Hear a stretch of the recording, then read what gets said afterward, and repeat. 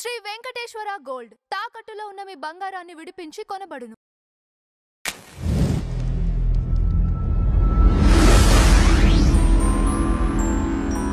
మరొక దౌర్భాగ్యం ఏంటి అంటే మనకి పుస్తకాల్లో మనం చదువుకునే అప్పుడు కూడా మన గ్రంథాల గురించి తెలియదు. బట్ వేరే మతాల గ్రంథాల గురించి వేరే మతాల స్కూల్స్లో వాటిల్లో చక్కగా బోధిస్తారు.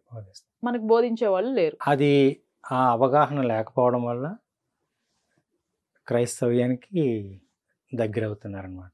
రైట్. అయితే మీరు దేనికి అట్రాక్ట్ అయ్యారు అంటే మీరు కూడా వచ్చేయండి అనగానే మీరు అట్లా అంత ఈజీగా వెళ్ళిపోరు కదా. మరి పూర్వీకుల నుంచి వచ్చింది, హిందూ మతంలో ఉన్నారు, అంత ఈజీగా కన్వర్ట్ అయిపోవడానికి ఏంటి మెయిన్ రీజన్ ఏంటి? ఏమీ లేదమ్మా, రీజన్ ఏమీ లేదు, అసలు వెళ్ళిపోయారు మామూలుగా అంతే. నా భార్య ఏమన్నదంటే మీరు కూడా చర్చికి వచ్చేయండి అన్నది. అంటే నువ్వు వెళ్తున్నావు కదా వెళ్ళు అని అన్నాను. అలాగా చెప్పగా బ్రెయిన్ వాష్ చేసి తర్వాత పాస్టర్ గారు పాస్టమ్మ గారు వాళ్ళే చెప్తారు కదా, చెప్పినప్పుడు ఇంక ఏదైతే. మీ భార్య బొట్టు గాజులు పూలు ఇవన్నీ ఉంచుకున్నారా అక్కడికి వెళ్ళిన తర్వాత? అక్కడికి వెళ్ళిన తర్వాత అన్నీ ఉన్నాయి కానీ బొట్టు ఒకటే తీసేసారు. పువ్వులు గాజులు మట్టెలు మెడలో మంగళసూత్రం అన్ని బొట్టు తీసేసారు. ఇప్పటికి కూడా క్రైస్తవులకి అన్నీ ఉంటాయమ్మా. సనాతన ధర్మంలో ఉన్నటువంటి స్త్రీకి ఉన్నటువంటి సాంప్రదాయాలు అన్నీ ఉంటాయి. బొట్టు ఒకటి ఉండదు, గాజులు ఉంటాయి, మెడలో మంగళసూత్రం ఉంటుంది, మట్టెలు ఉంటాయి, పసుపు రాసుకుంటారు, పువ్వులు పెట్టుకుని అంతా మామూలే.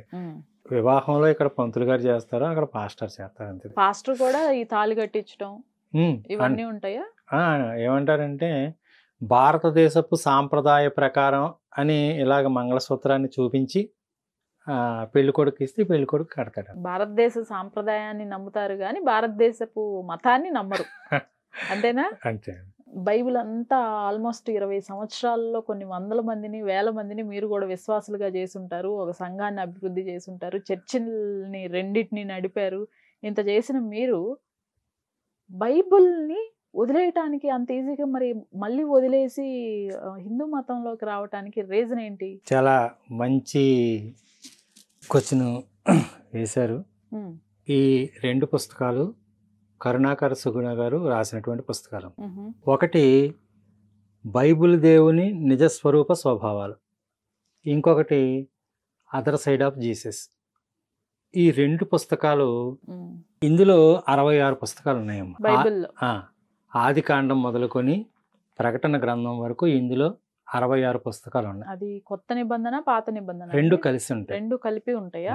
ఓకే.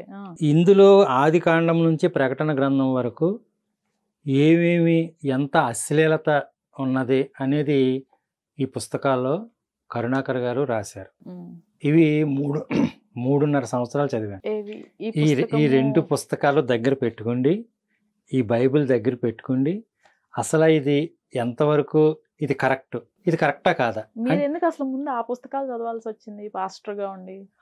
ఇది నిజమా కాదా అని తెలుసుకుందాం అనుకున్నారా, లేకపోతే కౌంటర్ ఇద్దాం కరుణాకర్ గారికి ఇట్లా తప్పుడు బుక్స్ రాశారని అనుకున్నారా? మీరు ఎందుకు చదివారు అసలు ఆ బుక్స్? మీ దగ్గరికి ఎలా వచ్చాయి? ఇది చాలా మంచి పాయింట్. ఇది కరుణాకర్ గారు ఒక వీడియో చేశారమ్మా.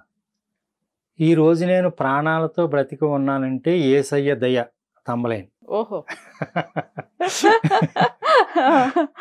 మంచి తెలివైన వాళ్ళు కరుణాకర్ గారు. ఏంటిది బాగుంది అనేసి అలా ఫోన్ చూస్తా దాన్ని క్లిక్ చేశాను. ఫస్ట్ అంతా బాగానే ఉంది, ఆ తర్వాత కొంచెం క్రైస్తవ్యానికి వ్యతిరేకంగా ఉంది ఆ వీడియో. నేను అసలు ఏమనుకున్నానంటే మనకి మీటింగ్స్ జరుగుతాయి కదా, ఆ మీటింగ్స్కి ఆయన్ని పిలిచి సాక్ష్యం చెప్పిందా, ఇంకా మనకి ఫాలోయింగ్ పెరుగుతుంది అనేసి మాకే ఆలోచనలు ఉంటాయి కదండి అని అనుకుని నేను ఆ వీడియో చూడడం జరిగింది.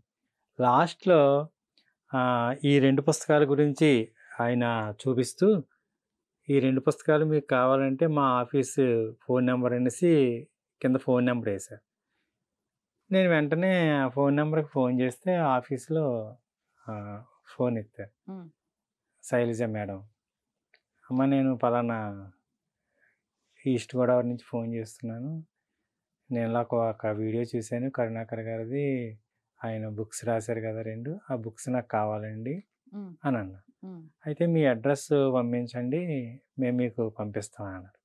అలా పోస్ట్ ద్వారాగా ఈ పుస్తకాలు రావడం, ఈ పుస్తకాలు బాగా చదవడం. అంటే నేను వెంటనే నిర్ణయం తీసుకోలేదండి. చాలా ఈ బైబిల్ని, ఈ పుస్తకాలని దగ్గర పెట్టి 3.5 సంవత్సరాల పాటు అలాగా నేను చదివాను. ఎందుకు అంత అలా చదివానంటే, బైబిల్లో ఒక మాట ఉంటుందండి, మీలో ఎవరికైనా జ్ఞానము కొదువుగా ఉన్న ఎడల నన్ను అడగండి, నేను ఇస్తానని ఉంటుందన్నమాట బైబిల్లో. అయితే ఈ పుస్తకాలు చూస్తే అంత వ్యతిరేకంగా ఉన్నది. ఎవరు మనుషుల్ని ఎవరిని అడిగినా కానీ వాళ్ళ ఆలోచనే చెప్తారు. కాబట్టి దేవుడు ఇది రాయించాడు కదా అనేసి ఎక్కువ ఇంకా ప్రార్థనలో ఎక్కువ గడిపేవాడిని అనమాట అండి. ఏమని, ప్రభువా ఇగో కరుణాకర సుగుణ అనే ఆయన 2 పుస్తకాలు రాశారు. ఈ 2 పుస్తకాలు కూడా బైబిల్కి చాలా వ్యతిరేకంగా ఉన్నాయి. చాలా బైబిల్లో అశ్లీలత గురించి అది రాశారు. ఇది నేను ఏ నిర్ణయం తీసుకోవాలో నాకు తెలియటం లేదు. మీరే నాకు జ్ఞానాన్ని దయచేయండి అని చాలా ప్రార్థన చేశానమ్మా. జవాబు ఏమి రాలేదు. రాకపోతే ఇంకా ఇదే కరెక్ట్, మనం ఇంతకాలం కూడా చాలా తప్పుడు మార్గంలో ఉన్నాం, నా దేశానికే నేను ఒక దేశద్రోహిగా నేను తయారవుతున్నాను అనేటటువంటి ఒక నిర్ణయానికి వచ్చానన్నమాట. నిర్ణయానికి వచ్చి అప్పుడు కరుణాకర్ గారితో మాట్లాడడం జరిగింది. మళ్ళా వెంటనే మళ్ళీ గర్వాప్స అయిపోలేదు. మళ్ళా ఎన్ని ఇయర్స్ పట్టింది మీకు? 3.5 సంవత్సరాలు ఈ చదివానమ్మా. వామ్మో, ఏంటి ఆ 2 పుస్తకాలు చదవటానికి అది టాలీ చేసుకోవడానికి 3.5 years పట్టిందా? అంటే మళ్ళీ మధ్య మధ్యలో ప్రార్థన చేయడం, దేవుణ్ణి అడగడం, ఆయన జవాబిస్తాడేమో అలా ఎదురు చూడడం. ఎందుకంటే మీరు సాక్ష్యం ఉంది కదండి, నేను సర్వవాక్తో మాట్లాడాను సర్వేశ్వరంతో సంథింగ్, అది ఏదో సాక్ష్యం చెప్పారు కదా మీరు, అది నిజమేనా? కాదమ్మా, ఎందుకంటే పాస్టర్లు ఎక్కువ అంటే అక్కడ ఉన్నటువంటి ప్రజల్ని ఆకట్టుకోవడం కోసం కొన్ని లేని మాటలు కూడా చెప్తూ ఉంటారు. అలానే చెప్పారు మీరు కూడా. బైబిల్లో చాలా మందికి ప్రార్థన చేసిన తర్వాత కొంతమందికి వెంటనే జవాబు వచ్చింది, కొంతమందికి వెంటనే జవాబు రాలేదు.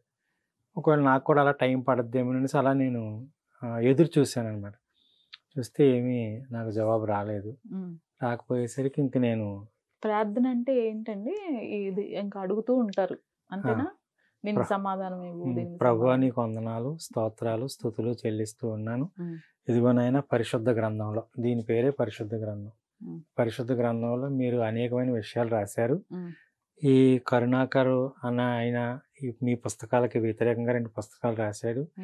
ఇవి నమ్మాలో నమ్మక్కర్లేదో మాకేం అర్థం అవట్లేదు. మీరే మాకు ఈ ప్రశ్నలకి జవాబు దయచేయండి తండ్రి అని కళ్ళు మూసుకుని ప్రార్థన చేయటం. మనం ఎంతసేపు చేయగలిగితే అంతసేపు. దాని ఒకదానికి కాకపోతే ఒకదానికి కూడా సమాధానం రాలేదు. దేనికి కూడా సమాధానం మీ గ్రంథమే ఉంది కదా, మళ్ళీ ఇంకా సమాధానం ఎందుకోసం? ఇందులో ఏమి ఉండదమ్మా. ఇందులో అంటే ఆయన రాసినవి అందులో ఉన్నాయా లేవా? ఈయన రాసినవి ఇందులో ఉంటాయి. ఓకే. కానీ ఇందులో ఒకటి ఏమని ఉంటుందంటే, రహస్యములు యెహోవా వశము. అంటే ఆయన ఏం అడగకూడదు, ఆయన చెప్పిందే వినాలి. అంటే ఇంక ఈ పుస్తకంలో ఏం చెప్పాడో ఇంకదే సుప్రీం అనమాట. మనం తిరిగి ఆయన్ని ప్రశ్నించకూడదు. ఇంకా అదే ఆలోచనతో పాస్టర్లు కానీ విశ్వాసులు కానీ ఉంటారమ్మా. అందుకని తిరిగి అడగడానికి ధైర్యం సరిపోదు ఎవరికి కూడా. కానీ ఇందులో ఉన్నటువంటి తప్పులు, పొరపాట్లు, అశ్లీలత అంతా కూడా దీనికి పరిశుద్ధ గ్రంథం అని పేరుంది, కానీ ఇది పరిశుద్ధ గ్రంథం కాదు.